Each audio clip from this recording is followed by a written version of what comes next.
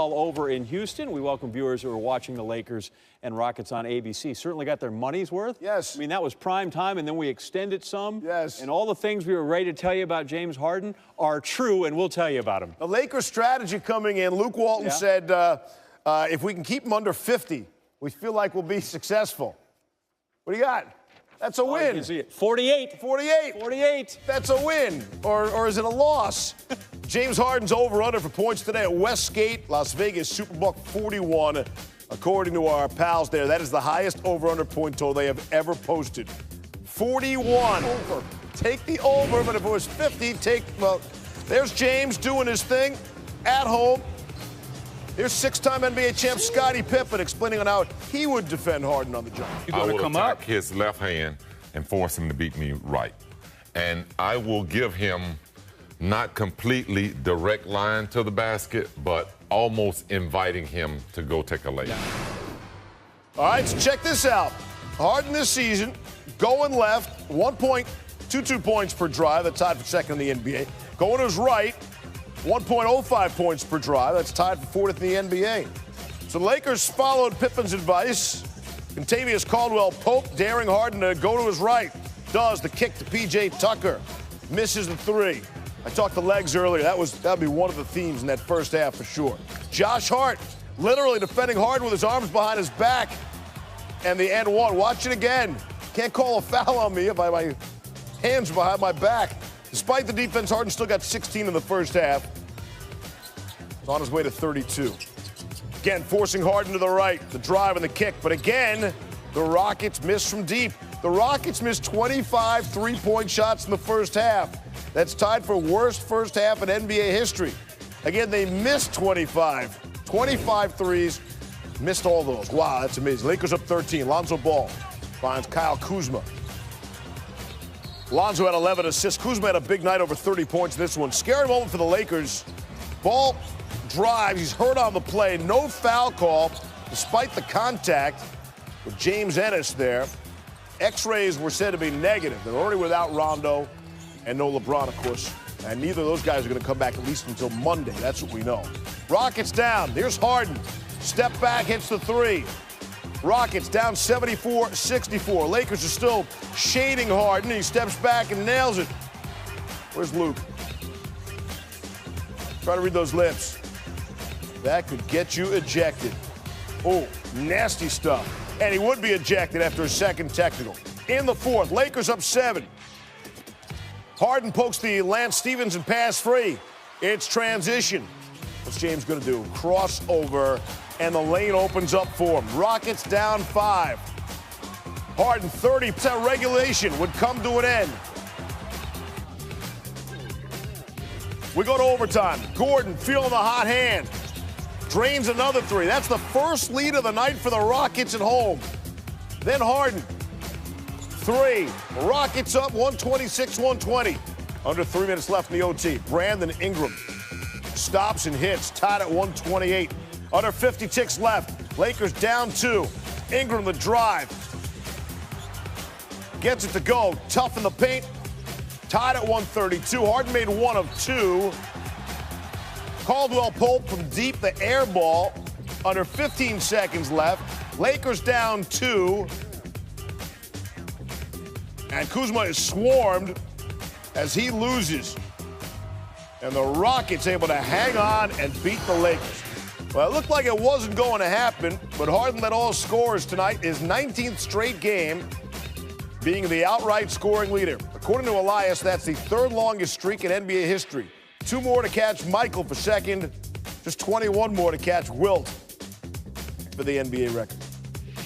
Just as remarkable as the points are these numbers. Harden likes to hold the ball, right? According to Second Spectrum, he has more than 11,000 dribbles in the 19 games, more than 600 a game. Another player is averaging even 500 dribbles per game. He's creating for himself. Harden has made 99 unassisted three-pointers during the stretch. That's more than any other player has made this entire season. He's at 99 over the stretch. And his signature shot, definitely the step-back three. He's hit 77 step-back threes in this stretch. Harden hit 79 step-back threes all last season. On occasion, he'll take a little extra step with those. Tim Legler right now is in the lab working on Harden formulas and Gordon game-tying shots. Well, earlier I did anatomy of a late sideline out-of-bounds play in the Oklahoma City Thunder game as Paul George hit a 4. Rockets found themselves in a similar situation. You've got to draw something up to get a good look. Good execution on the part of the Rockets, but the Lakers had a little bit of a breakdown on this play. So I'm going to show you how they tie this game up first before we talk about the way the Lakers defended James Harden. Down 3, you're pretty certain they're going for a three-point shot. All eyes here are going to be on James Harden. He's going to loop over here almost like a decoy, and the guy that you're going to focus on is going to be Eric Gordon coming to the top. Now, 2 things defensively for the Lakers. Stop it right here. First is Brandon Ingram has his back to the inbounder. Now, what that means is Austin Rivers now has the ability to see the entire floor because Brandon Ingram is not a deterrent whatsoever. They want him to play center field. The second guy to focus on, Kentavious Caldwell-Pope, who you can see right now has lost visual contact with Eric Gordon. And that means Gordon's going to be able to break to the basketball right up here at the top. And when he comes, now Pope is going to close on his left hand. That's a big deal because Eric Gordon's a right-handed shooter. It's a bad place to allow him to catch the ball. Final thing right here.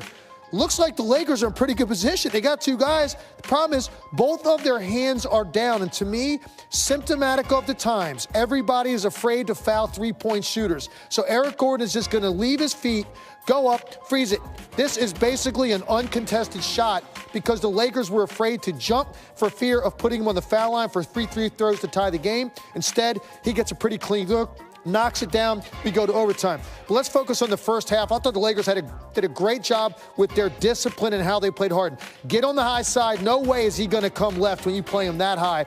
You're going to force something off the dribble, and then you're going to wall up. 4 guys on the edge of the lane. And in fact, look at Brandon Ingram. He has no regard whatsoever for his man. He is not looking at him. All eyes are on Harden. As he gets to the back line, you get one guy step up. Ingram takes the corner, which means you leave a role player wide open. They're not going to let Harden get to the rim in that first half. He wasn't able to play well offensively, and his role players did a really poor job of knocking down open shots. So a game plan that worked to perfection early. They had breakdowns late. James Harden got hot, and then the big shot for Eric Gordon. Lakers lose a game in which really they outplayed Houston most of the night.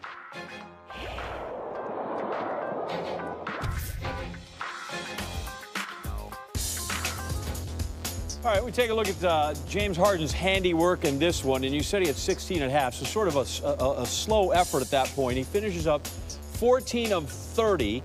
Again, he shoots 19 threes, made 8 of those. Second straight game, he shot 19. He's been in double digits in this 19-game scoring flurry. Double-digit attempts for threes 18 times, including 23 on one occasion. And he only gets to the line for him kind of a pedestrian 15 times, 12 of 15. So where he had consecutive 50-point games, he goes for 48 in this one. And afterwards, Lisa Salters with James Harden talking about the game, a tying shot, which of course came from Mr. Gordon. It's the latest in college basketball. In the NBA, amazing finish today between the Thunder and the Sixers. As you know, those two have a little bit of a history. January 28th of last year, Embiid with the huge dunk, the stare down of Westbrook. You remember this? And, well, I think both guys are going to keep this going for quite a while. So back to Saturday, 2.5 to go. Embiid drives, throws down the big dunk. And the Sixers looking for their 4th in a row. Corey Brewer loving it. Under 2 minutes to go. Redick in trouble, losing it. Ferguson the other way. Westbrook. And here they go again. This time, instead of Embiid dunking over Westbrook, he crashes into Westbrook. Westbrook stays down, then starts to run after Embiid. Everybody holding each other back. Closer look. Appears to elbow Westbrook. Here is Westbrook and Embiid on that moment under the rim, the collision. Embiid foul late. Was that just him landing on you? What was your objection to it? I don't think he just landed on me. He had a little extra to it. Oh, man. You know what I'm saying? But it's okay. You guys are cool? No. I don't know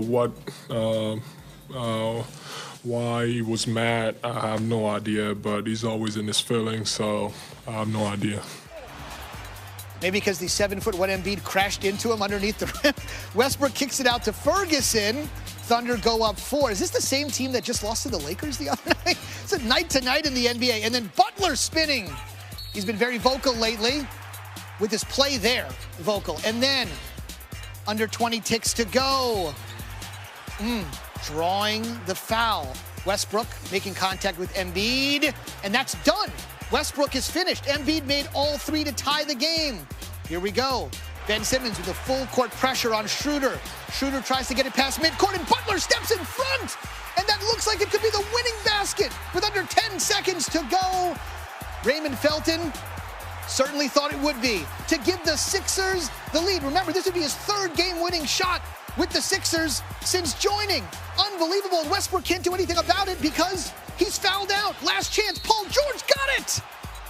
Puts up the three and draws the foul from Butler. What a range of emotions. Westbrook loving it on the bench. Last chance for the Sixers. Butler. No. Thunder hold on after Butler with the steal, the go-ahead basket, and then fouling George on the basket that ended up winning it for Oklahoma City.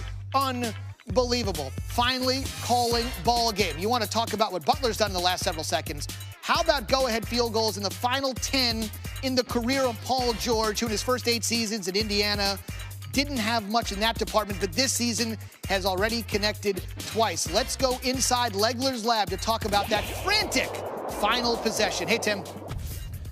Hey, Zubin, yeah, I'm going to take you in the lab and show you the anatomy of a game-winning play. And this is drawn up by Billy Donovan out of a timeout. You obviously want to get the ball to Paul George. He was the guy that had a hot hand. But how do you do that, and how do the Sixers allow it? We're going to take a look at it right now. The first thing, let's remind you, because you can't see it here, what the score of this game is. Okay, it's 115-113 Philly, so Oklahoma City down by 2. Now, you take a look at defending the side out of bounds. The key is this guy, the guy guarding the ball. You can either put him down low or you can slide him up here. It depends what you want to protect. A lot of teams will put the defender here. The reason you don't want to allow a direct post entry right from the side, which could be an easy shot. The other thing you're trying to take away, if you run something to the strong side corner, let's say Paul George off here, this is an easy pass for any sideline out of bound inbounder to make. So you want to take away the vision on those two things. The problem is, if you position the defender here, you are now opening up this area of the floor. And that's what Oklahoma City's going to take advantage of. Here's the action they run. Paul George starts down. You get a clear out here, a clear out here. All that's trying to do is designed to open up this area of the floor, and then you're going to get Steven Adams and Paul George on a pin down right in here. So let's let the action clear out. Here comes Adams. Here's the key to the whole thing. This wide screen that Steven Adams sets is going to force Jimmy Butler to run around in this direction. When he does that, Paul George shortcuts it, so there's no way you can see Jimmy Butler's going to get there.